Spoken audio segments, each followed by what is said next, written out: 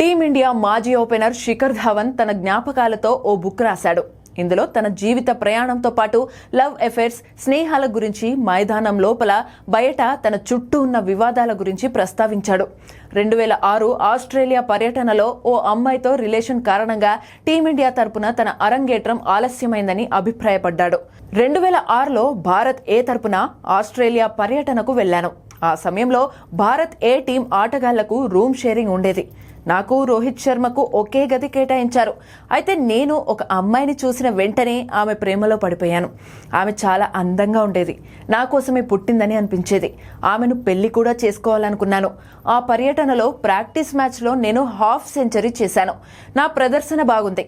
Practice ముగిసిన వెంటనే ఆ అమ్మాయిని కలిసేవాడిని. ఆ తర్వాత రహస్యంగా రూమ్కి తీసుకురావడం కూడా మొదలు పెట్టాను.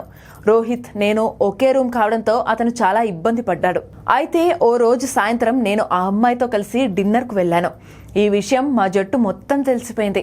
నేను ఆమెతో నడుస్తుంటే అప్పటి సెలెక్టర్ ఒకరు నన్ను చూశారు. ఆ సమయంలో నా స్థానంలో ఎవరున్నా ఆ అమ్మాయి చేతిని వదిలేసేవారు.